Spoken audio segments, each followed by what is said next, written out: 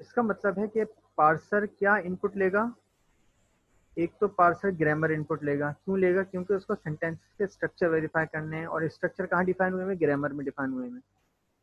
और एक और चीज इसको इनपुट जाती है, वो क्या है? कंपाइलर के तकरीबन 7-8 फेजेस हैं, तो हर फेज का आउटपुट अगले फेज का इनपुट बनता है। तो पहला फेज क्या था? स्कैनर। दूसरा फेज क्या है? पार्सर। तो स्कैनर का आउटपुट पार्सर का इनपुट बनेगा, स्कैनर का आउटपुट पार्सर का इनपुट बनेगा। तो स्कैनर का आउटपुट क्या था? टोकन्स। स्कैनर का आउटपुट टोकन्स। तो जो स्कैनर का आउटपुट है, जो कि टोकन है, वो पार्सर का इनपुट बनेगा। और पार्सर आउटपुट क्या करता है? स्ट्रक्चर वेरीफाई करके क्या आपको आउटपुट देता है? अगर स्ट्रक्चर सही होता है सेंटेंस का, तो वो आउटपुट देता है पार्स ट्री, ये आउटपुट देता है। सही। तो पार्सर सेकंड फेज हो गया हमारा कंपाइलर का। इनपुट इसको देंगे हम टोकन और ग्रामर। यहाँ पे आप एरो बना दो।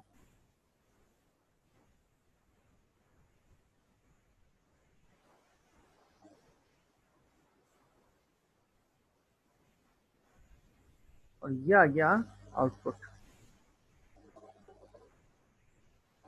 ये आ गया आउटपुट।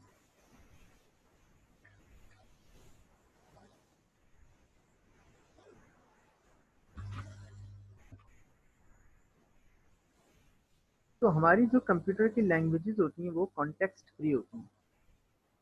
देखें कैसे। अब ये सेंटेंस का स्ट्रक्चर है, इंग्लिश लैंग्वेज की एग्जांपल है। क्या आना चाहिए? सब्जेक्ट। क्या आना चाहिए? Helping verb. सब्जेक्ट आ गया आई, ही भी आ सकता था, शी भी आ सकता था, इट भी आ सकता था, दे भी आ सकता था, यू भी आ सकता था, कुछ भी आ सकता था। ये सब्जेक्ट हैं सारे। I, we, you, they, it, he, she, है ना, सारे ये सब्जेक्ट हैं। कोई नाम भी आ सकता था, कोई नाम भी आ सकता था।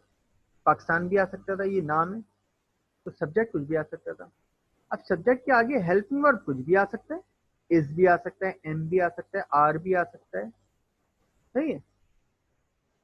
तो हेल्पिंग वर्ब भी कुछ भी आ सकता है।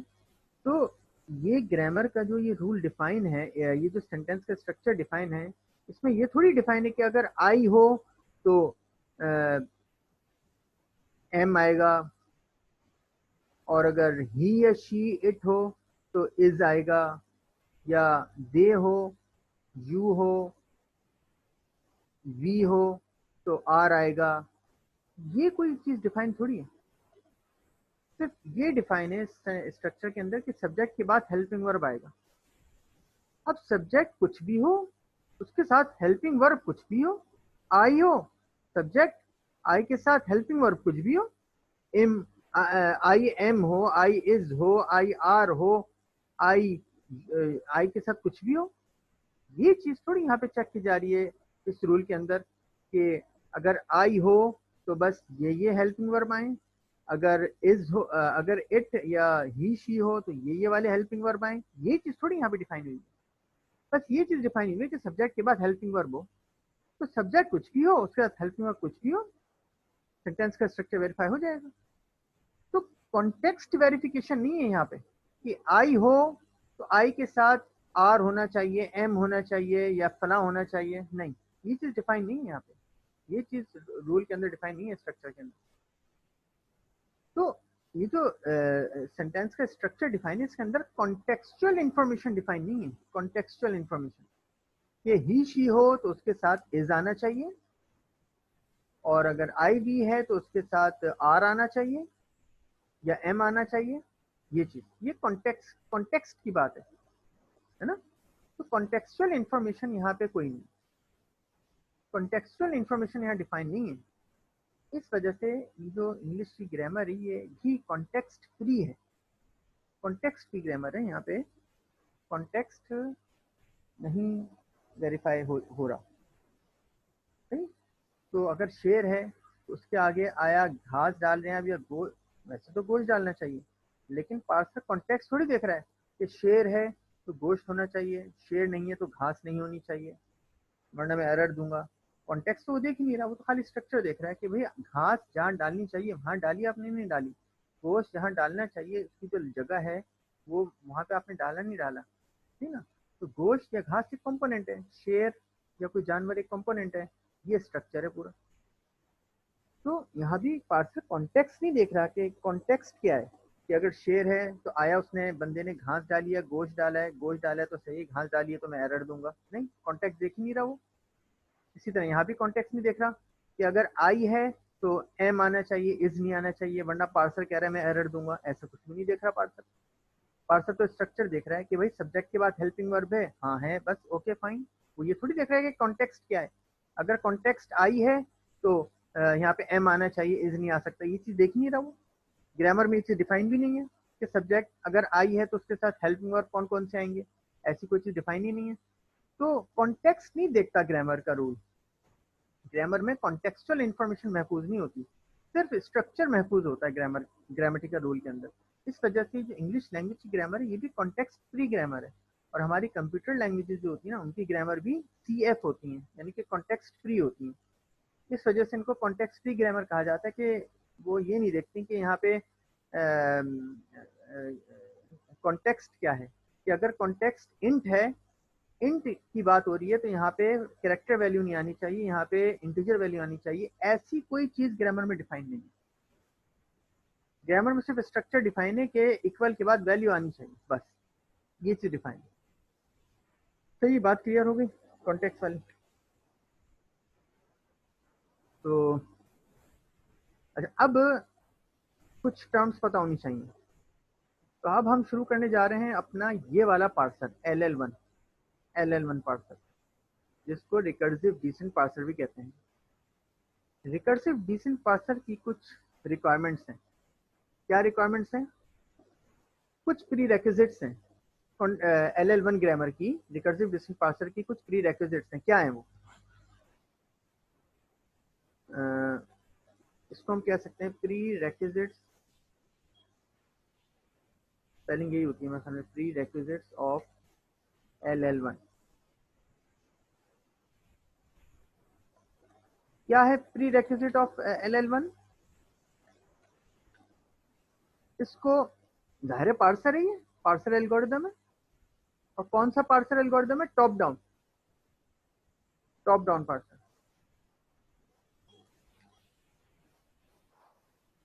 टॉप डाउन पार्सर है ये, सही। तो इसकी तो अलग लाइन में ले जाते हैं, टॉप डाउन पार्सर है, रिकर्सिव डिसेंट पार्सर LL1।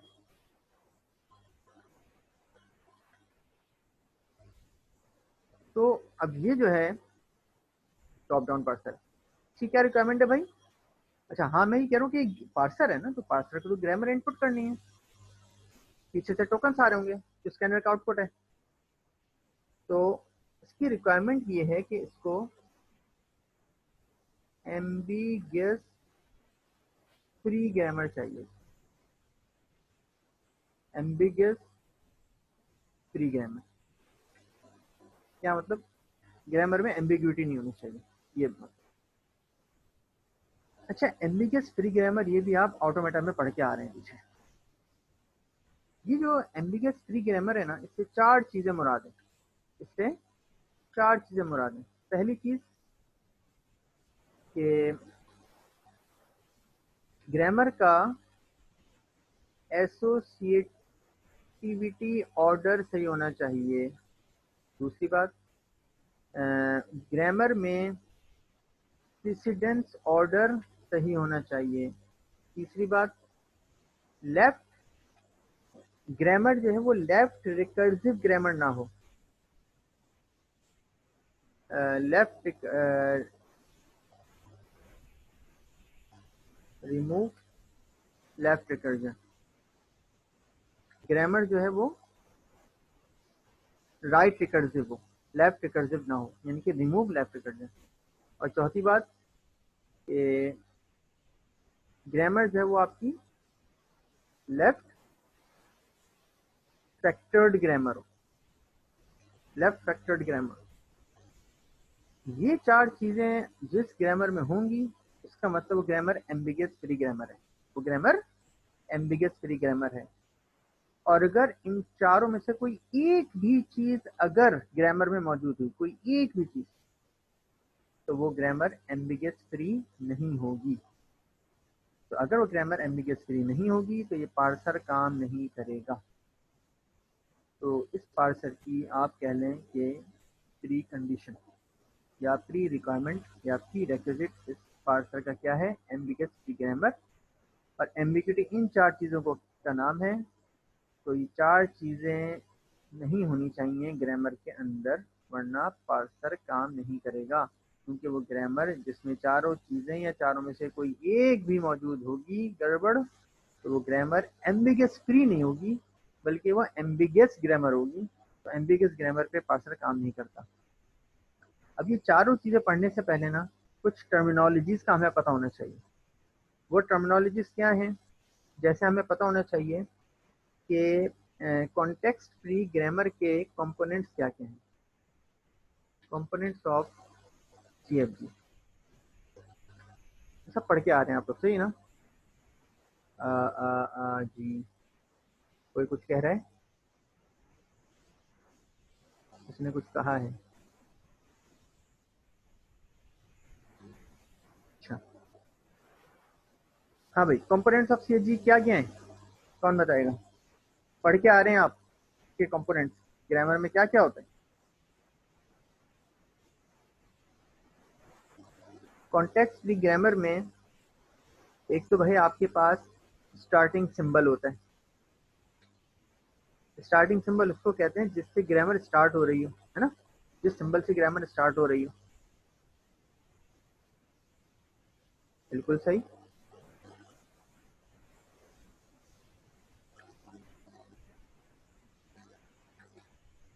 और एक कंपोनेंट टर्मिनल भी है। बिल्कुल सही। एक कंपोनेंट नॉन टर्मिनल है। सही है ना? और कॉन्टेक्स्ट ग्रामर में प्रोडक्शंस होती हैं जिनको हम रूल्स भी कहते हैं, ग्रामेटिकल रूल्स। बिल्कुल सही। ये चार कंपोनेंट से मिलके बनती है सीएफजी। अच्छा, स्टार्टिंग सिंबल से जो प्रोडक्शन प्रोड्यूस हो रहा होता है उसको हम स्टार्टिंग प्रोडक्शन कहते हैं, सही है ना? उसको हम स्टार्टिंग प्रोडक्शन कहते हैं। तो स्टार्टिंग सिंबल से जो प्रोडक्शन प्रोड्यूस हो रही होती है उसको हम स्टार्टिंग प्रोडक्शन कहते हैं। तो स्टार्टिंग प्रोडक्शन एक से ज़्यादा भी हो सकती है। अगर स्टार्टिंग सिंबल से एक से ज़्यादा रूल जनरेट हो रहे हैं तो वो सारे के सारे रूल स्टार्टिंग रूल कहलाएंगे। जो जो जो प्रोडक्शन जो रूल स्टार्टिंग सिंबल से जनरेट हो रहे हैं, स्टार्टिंग सिंबल से प्रोड्यूस हो रहे हैं जो रूल, वो सारे के सारे स्टार्टिंग रूल या स्टार्टिंग प्रोडक्शन कहलाएंगे। अच्छा, टर्मिनल वो होते हैं जिन सिंबल से कोई रूल प्रोड्यूस ना हो रहा हो। सही, यहाँ हम लिख देते हैं। तो स्टार्टिंग सिंबल से जो प्रोडक्शन या रूल प्रोड्यूस हो रहे होंगे उनको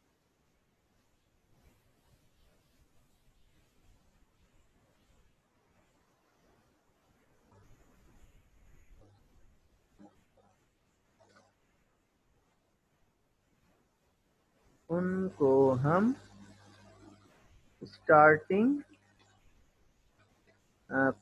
प्रोडक्शन कहते हैं। स्टार्टिंग सिंबल्स जो प्रोडक्शन या रूल प्रोड्यूस हो रहे होंगे उनको हम स्टार्टिंग प्रोडक्शन कहते हैं। और ये एक से ज़्यादा भी हो सकती हैं।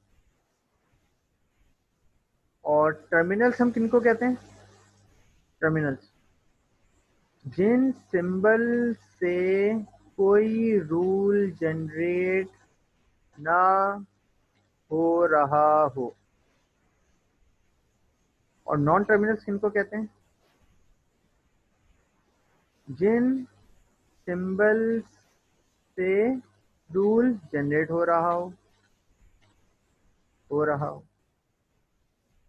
और प्रोडक्शन और रूल तो पता ही है, प्रोडक्शन रूल किसे कहते हैं। ये हो गई बात। तो ये हमें पता होनी चाहिए terminal sorry sir. For example एक रूल लिखा मैंने, E produces E op E, E produces id, op produces multiply, op produces plus. ये जो ई है ना, ये एक्सप्रेशन है, एक्सप्रेशन को शॉर्ट करके मैंने लिख दिया ई। और ये ओपी जो है ऑपरेटर है, इसको शॉर्ट करके मैंने ऑप लिख दिया। तो ऑपरेटर हमारे पास दो हैं, मल्टीप्लाई और प्लस। और एक्सप्रेशन हमारे पास दो तरह की हैं, ई ऑफ ई और आई। सही ना। अब ये टोटल टोटल कितनी प्रोडक्शन है? टोटल 4 प्रोडक्शन है। टोटल 4 प्रोडक्शन है।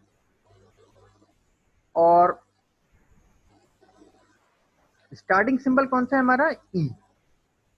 और स्टार्टिंग प्रोडक्शंस कितनी है? 2 हैं, 1 और 2। तो स्टार्टिंग प्रोडक्शन कौन सी होती है? जो स्टार्टिंग सिंबल से प्रोड्यूस हो रही है।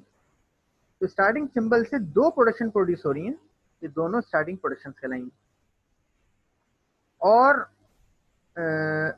ये नॉन टर्मिनल है और ये भी नॉन टर्मिनल। तो जो आपको लेफ्ट साइड पे सिंबल्स नजर आ रहे हैं, सारे के सारे नॉन टर्मिनल। और टर्मिनल्स क्या है? एक आईडी है, एक मल्टीप्लाई और एक प्लस। ये क्या है? टर्मिनल्स। तो टोटल 4 प्रोडक्शन। इन 4 प्रोडक्शंस को हम ऐसे भी लिख सकते हैं, एक लाइन में अगर लिखना चाहें तो, और करके, ई ऑफ ई और आईडी। और ऑफ के साथ लिख देंगे मल्टीप्लाई और प्लस। सही ना। तो ई से जितनी प्रोडक्शन प्रोड्यूस हो रही है उनको एक लाइन में लिख सकते हैं, और करके, और करके। ऑफ से जो प्रोडक्शन प्रोड्यूस हो रही है उनको एक लाइन में लिख सकते हैं, और करके। अब मैं अगर आपसे पूछूं यहाँ पे आप अब कितनी प्रोडक्शन है, तो अभी भी आप ये बोलेंगे 4। अभी भी 4 प्रोडक्शन है, 1 2 3 4। तो 2 लाइनों में लिखने से मतलब ये नहीं हो गया कि 2 प्रोडक्शन हो गई, 4 प्रोडक्शन ही है अभी भी। सिर्फ लिखने का तरीकेकार बदला है। इससे फायदा ये हो कि हमारी लाइनें कम हो गई, बस, और कुछ भी नहीं। ऐसे लिख सकते हैं। तो ये बात हमें पता होनी चाहिए। अब पार्सर करता क्या है? पार्सिंग करता है। तो पार्सिंग जो है वो उसको कहते हैं डेरिवेशन।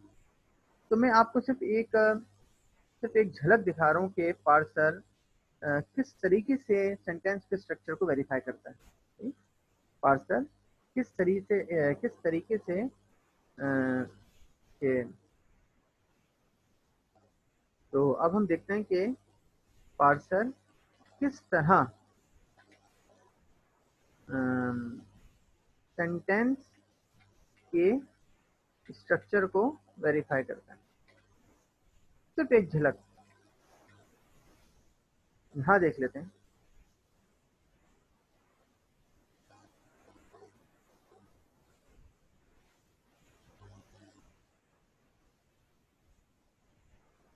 एक सेंटेंस ले लेता हूं मैं, ID plus ID into ID. अब इस सेंटेंस के स्ट्रक्चर को कैसे वेरीफाई करेगा? डायरेक्ट ग्रामर की मदद से करेगा। और ग्रामर हमारे पास ये रही। इस ग्रामर से एक सेंटेंस मैंने ले लिया।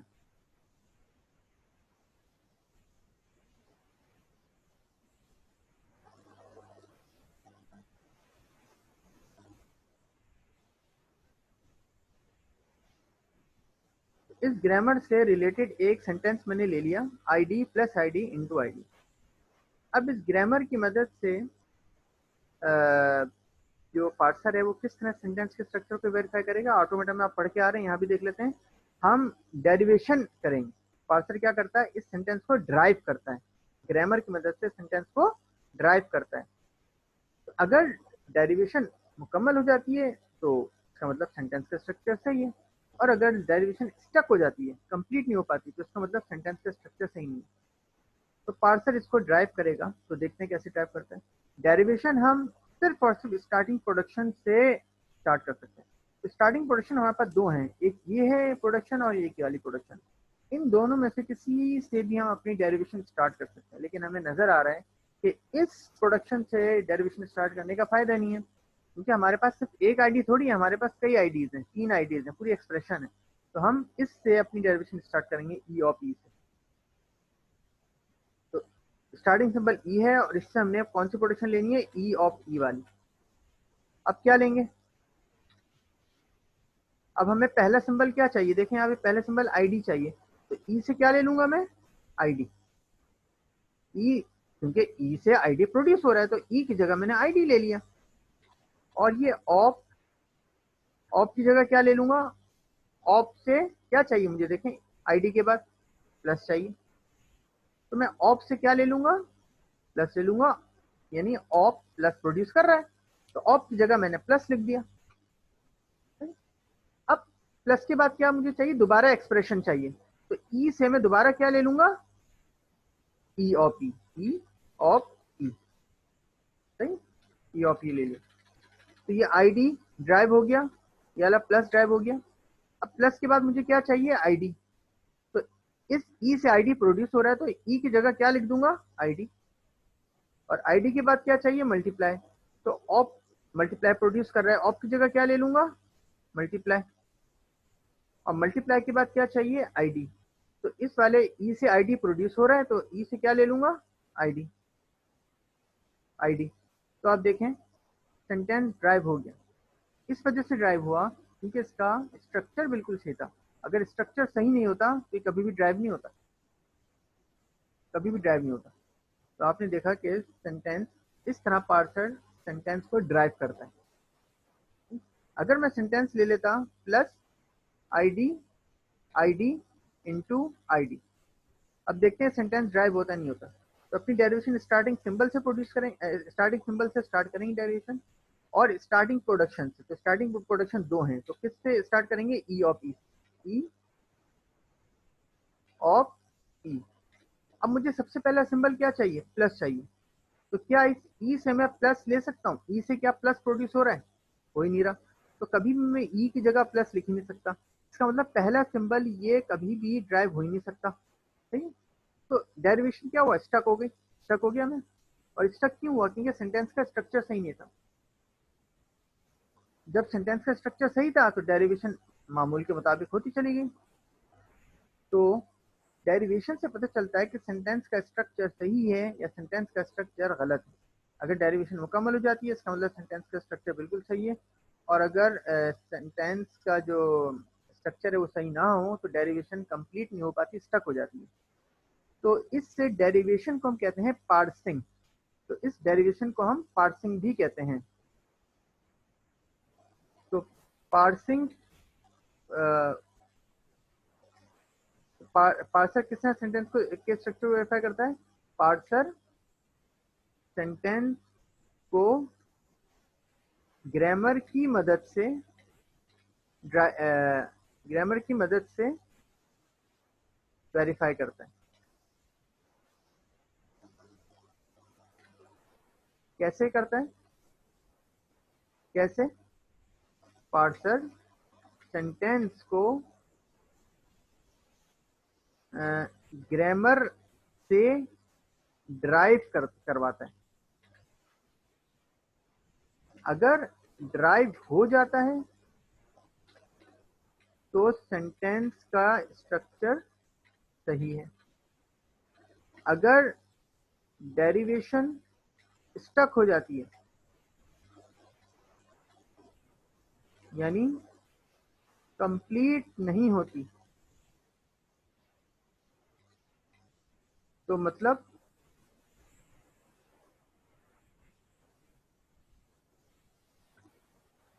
सेंटेंस का स्ट्रक्चर सही नहीं है, ये मतलब।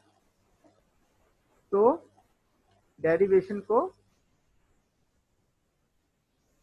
पार्सिंग भी कहते हैं। सही ना, डेरिवेशन को पार्सिंग भी कहते हैं। अब कंपाइलर क्या करता है कि डेरिवेशन के साथ साथ पार्स ट्री भी बना रहा होता है। पार्स ट्री कैसे? जो स्टार्टिंग सिंबल आपको नजर आ रहा है ई, ये बनती है रूट नोड ट्री की, और इस स्टार्टिंग सिंबल की जो प्रोडक्शन है ई और पी, इसमें 3 सिंबल है, तो 3 ब्रांचेस बनेंगी, ई, ऑप और ई। इस ई से हमने क्या लिया था? आईडी, तो इस ई से आईडी आ जाएगा, और ऑप से क्या लिया था हमने? प्लस, तो ये प्लस आ गया। और इस दूसरे वाले ई से हमने क्या लिया था? ई ऑफ ई, ये आ जाएगा ई ऑफ ई। इस ई से हमने आईडी लिया था, यहाँ आईडी आ गया, और इस वाले ई से भी हमने आईडी लिया था, और इस वाले ई से हमने मल्टीप्लाई लिया था। अब मैं ये बना देता हूँ लाइन, एजेस तो बोलते हैं, ये एजेस बन गए।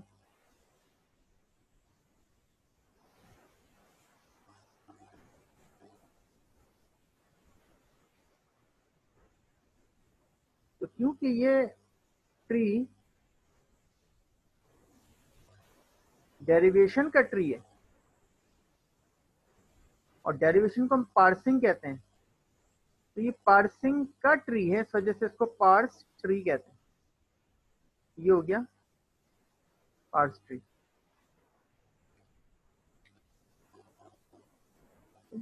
या इसको सिंटेक्स ट्री भी कहते हैं, सिंटेक्स ट्री।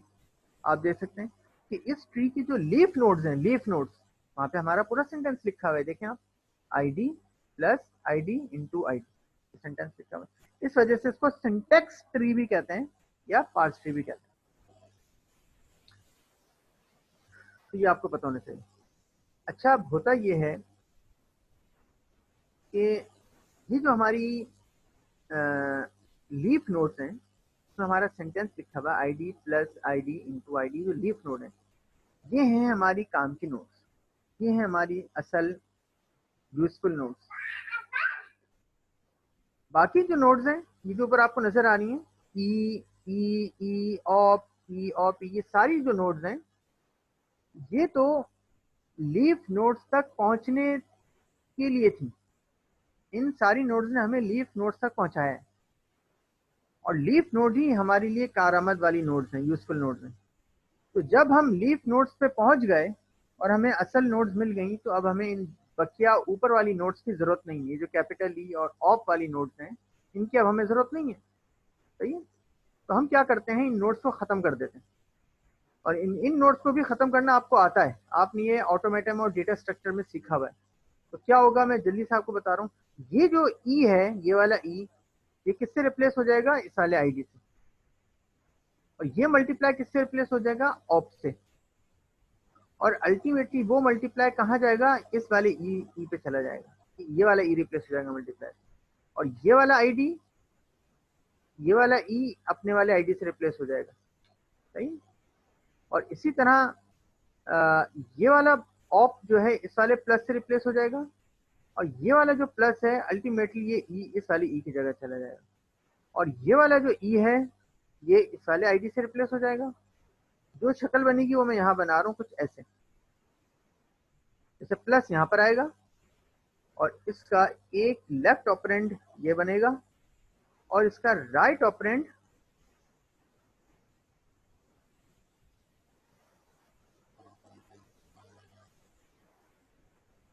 मल्टीप्लाई बनेगा, और इसका लेफ्ट ऑपरेंड आईडी, और इसका राइट ऑपरेंड आईडी। तो अब एजेस बना दो। तो इस प्लस ये आया, ये मल्टीप्लाई यहाँ आया, ये आईडी और ये आईडी। सही। तो अब आप देख सकते हैं ये वाला जो ई था वो इस आईडी से रिप्लेस हो गया, और ये वाला जो मल्टीप्लाई था इस ऑप से रिप्लेस होकर अल्टीमेटली ई से रिप्लेस हो गया, मतलब ई को रिप्लेस कर दिया इसने। और ये वाला आईडी इस वाले ई की जगह चला गया, तो मल्टीप्लाई का लेफ्ट ऑपरेंड आईडी बन गया और राइट ऑपरेंड भी आईडी बन गया। और ये वाला प्लस अल्टीमेटली ऑप को रिप्लेस करता हुआ उसने ई को रिप्लेस कर दिया, और इस वाले ये वाला ई रिप्लेस हो गया इस वाले आईडी से, और ये वाला ई रिप्लेस हो चुका था मल्टीप्लाई से रिप्लेस हो चुका था। तो इस प्लस का जो राइट ऑपरेंड है वो मल्टीप्लाई बना और जो लेफ्ट ऑपरेंड है वो आईडी बना। तो इस तरह, और ये ट्री पता है आपको लिंक लिस्ट के थ्रू बनता है ना। तो ये नोड्स हैं, तो हर नोड का लेफ्ट पॉइंटर और राइट पॉइंटर होता है। तो पॉइंटर का सारा खेल है ना।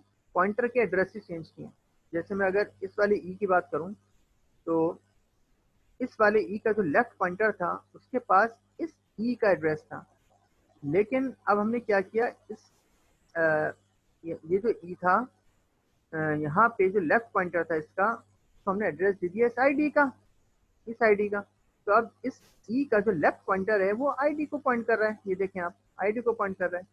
तो इस तरह पॉइंटर्स के एड्रेसेस चेंज किए अगर प्रोग्रामेटिकली देखा जाए तो, ठीक है। तो ट्री जो है वो लिंक लिस्ट के थ्रू बनता है, और हर लिंक लिस्ट के अंदर जो नोड होती हैं, हर नोड का लेफ्ट और राइट पॉइंटर होता है ट्री के अंदर। तो लेफ्ट और राइट पॉइंटर के एड्रेसेस हमने चेंज किए, पहले एड्रेस ई का था, अब आईडी का एड्रेस दे दिया, सही है।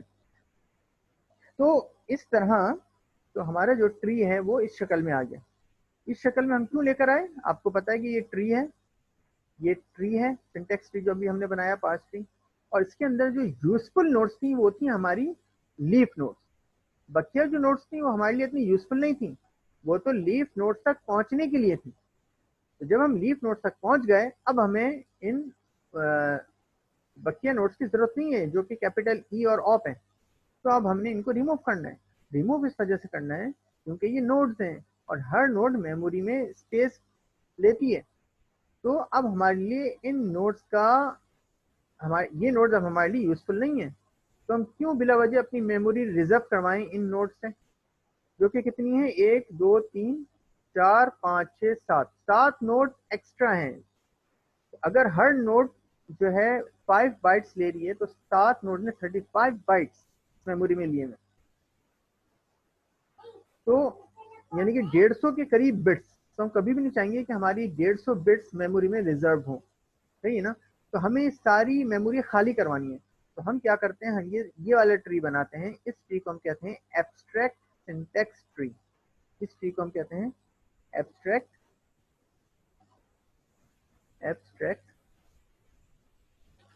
Syntax tree. इस एब्स्ट्रैक्ट सिंटैक्स ट्री में क्या हुआ कि हमारी जो 150 के करीब बिट्स थी, 7 बाइट्स, वो हमारे खाली हो गई, सही ना। वाली मेमोरी अब हमारी खाली हो गई। तो हम तो चाहते हैं कि हमारी मेमोरी हमारा प्रोग्राम कम से कम जगह में एग्जीक्यूट हो। हम तो चाहते हैं कम से कम जगह ले एग्जीक्यूशन में, है ना। तो ठीक है, मेमोरी हमारी बहुत अहम रिसोर्स है, हम इसको बिला वजह वेस्ट नहीं करना चाह रहे। तो 150 बाइट्स हम बिला वजह वेस्ट नहीं करना चाह रहे अपनी मेमोरी की। तो हमने एब्स्ट्रैक्ट सिंटैक्स ट्री बनाकर क्या किया, हमने अपनी वो वेस्टेज महफूज वो कर ली, बचा ली।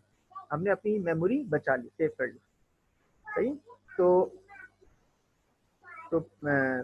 क्या कहते हैं, तो पार्स ट्री बना के अल्टीमेटली एब्स्ट्रैक्ट सिंटैक्स ट्री हमें देता है, जिसमें मेमोरी कम से कम कंज्यूम होती है, तो हमारी मेमोरी वेस्ट नहीं हो रही। तो ये टर्म्स आपको पता होनी चाहिए, पार्सिंग किसको कहते हैं, डेरिवेशन किसको कहते हैं, पार्स ट्री या सिंटैक्स ट्री किसको कहते हैं, और एब्स्ट्रैक्ट सिंटैक्स ट्री किसको कहते हैं। इसको ईएसटी भी कहते हैं, ईएसटी शॉर्ट करके। तो ये सब आपको पता होना चाहिए।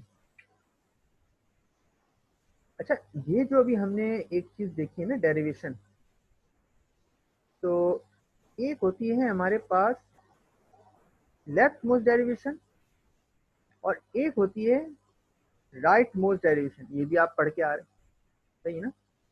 तो अगर मैं लेफ्ट मोस्ट डेरिवेशन की बात करूं, तो ई प्रोड्यूसेस ई ऑफ ई। अब इसका जो लेफ्ट मोस्ट सिंबल है जो कि ई है, ये सबसे पहले इवेल्युएट होगा, बाकी दो सिंबल्स को हम नहीं देखेंगे। तो इस वाले ई से हम क्या ले लेंगे, आईडी। बाकी दो सिंबल्स अपनी जगह एज इट इज रहेंगे, इनको हम नहीं छोड़ेंगे। आईडी इवेल्युएट हो गया। अब हम इन दो में से लेफ्ट मोस्ट सिंबल कौन सा है, ओपी। अब ओपी को इवेल्युएट करेंगे, तो आईडी हो चुका है, इसको एज इट इज लिख देंगे, ओपी से हमने ले लिया प्लस, और ई को एज इट इज लिख देंगे। सही है। अब हमारे पास लेफ्ट मोस्ट सिंबल कौन सा बचा, कैपिटल ई। तो अब हम कैपिटल ई को इवेल्युएट करेंगे, और कैपिटल ई से हम ले लेंगे ई ऑफ ई। अब इन तीन में से कौन सा लेफ्ट मोस्ट है, ये वाला। अब इसको हम इवेल्युएट करेंगे, तो ये आ गया आईडी प्लस आईडी, बाकी एज इट इज। फिर अगली लाइन में हम आईडी प्लस आईडी। अब जो हमारे पास लेफ्ट मोस्ट सिंबल है वो ऑप है, ऑप को इवेल्युएट करेंगे और इसकी जगह ले लेंगे मल्टीप्लाई, फिर ई को एज इट इज लिखेंगे, और अगली लाइन में आईडी प्लस आईडी इंटू। अब हमारे पास लेफ्ट मोस्ट सिंबल कौन सा बचा, कैपिटल ई। अब इसको इवेल्युएट कर लेंगे, तो ये आ गया। तो आपने देखा कि हमने एक वक्त में एक सिंबल को इवेल्युएट किया। जैसे तीन सिंबल थे, तो तीनों को एक साथ करने के बजाय एक वक्त में सिर्फ एक सिंबल को इवेल्युएट किया, और कौन से, लेफ्ट मोस्ट वाले को। तो ये कहलाती है left most derivation. Right most derivation इसका बिल्कुल उल्टा होता है। राइट मोस्ट डेरिवेशन इसका बिल्कुल उल्टा होता है।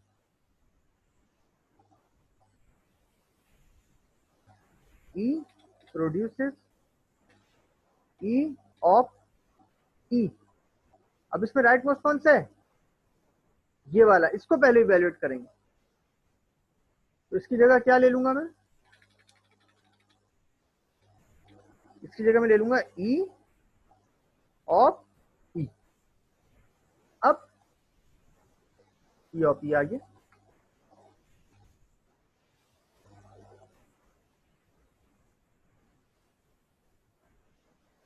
अब इस वाले E को मैं इवेल्युएट करूंगा, क्योंकि अब राइट मोस्ट सिंबल ये है मेरे पास। तो इसको कैसे करेंगे, E ऑफ E ऑफ, और इसी की जगह ले लूंगा आईडी। अब लेफ्ट मोस्ट सिंबल कौन सा है, सॉरी राइट मोस्ट, ऑफ। अब ऑफ को इवेल्युएट करूंगा, तो E of E multiply ID. अब राइट मोस्ट कौन सा है, ये वाला E, तो इवेल्युएट करूंगा, E of ID multiply by ID. अब राइट मोस्ट कौन सा है, ये वाला ऑफ, तो इवेल्युएट करूंगा, तो E plus ID into ID. अब राइट मोस्ट कौन सा बचा, कैपिटल E। अब इसको इवेल्युएट करूंगा, तो ID plus ID into ID. तो आपने देखा एक वक्त में एक सिंबल को इवेल्युएट किया हमने, और वो कौन सा सिंबल था, राइट मोस्ट। सबको नहीं किया। जैसे यहाँ पे इतने सारे सिंबल थे, सबको एक लाइन में इवेल्युएट कर सकता है, लेकिन नहीं किया। एक वक्त में एक सिंबल इवेल्युएट किया जाता है। ये होती है राइट मोस्ट डेरिवेशन। तो ये आपको पता होनी चाहिए कि लेफ्ट मोस्ट डेरिवेशन किसको कहते हैं, राइट